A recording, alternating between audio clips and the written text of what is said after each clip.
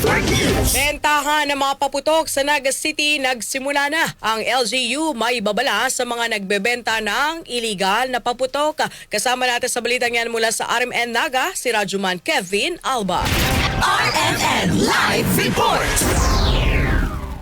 Nagsimula na ang bentahan ng paputok sa lungsod ng Naga ngayong araw at ito ay magtatagal hanggang sa katapusan ng Disyembre. Nasa 34 na mga vendors ang pinayagan ng lungsod ng Naga na makapagbenta nito sa bahagi ng Riverside sa Barangay Dinaga.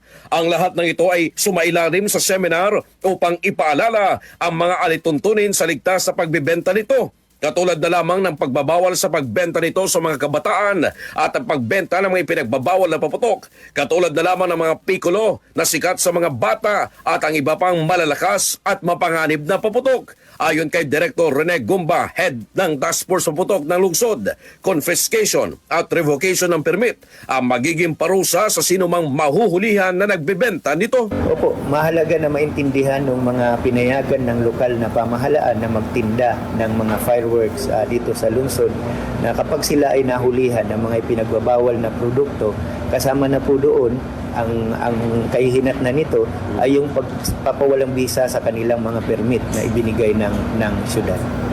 At hindi na talaga sila makakabenta even next year. Opo, kapag sila ay nasampahan ng kaso at nagkaroon ng malinaw na desisyon na lumabag sila sa batas, ito ay magiging dahilan upang sa mga susunod na taon ay hindi na sila mapayagan dito sa lungsod ng Naga. Bahagi lamang ng mga naging pahayag ni Direktor Rene Gumba, ang head ng Task Force Paputok sa lungsod ng Naga. Kasama mo sa RMN DWNX Naga, Rajuman Kevin Alba Tatak. RMN RMN Network News.